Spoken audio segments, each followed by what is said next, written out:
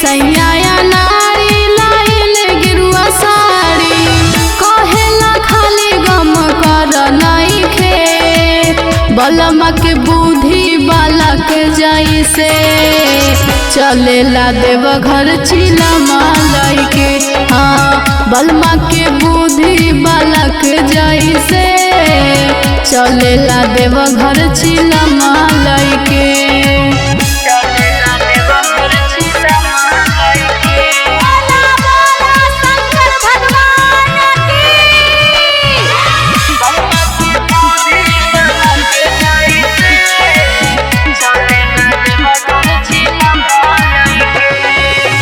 कहिले कहम जब कवनो कहीं के निकल जाले अच्छा होखी तैयार हम कैसे रोआता छोटकाई बाचा चले ना देव घर ओ हमके लेके साथे घूमेला हरदम बुलेट लेके बलमा के बुद्धि बालक जैसे चलेला देव घर चिलमा लइके।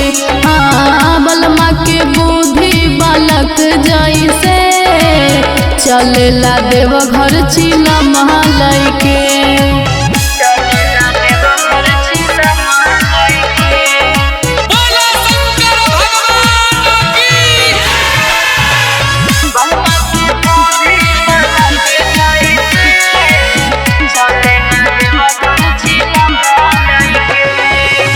मांगब हम भोला जी से तने बलम के ठीक करी मतिया करेला पागलपन जी तू बढ़ल जाता मोर विपतिया करेले सिमरंजित रंगत पे भरोसा उनका पे हमके तसक नहीं खे बलमा के बुद्धि बालक जैसे चलेला देव घर चिलमा लइके।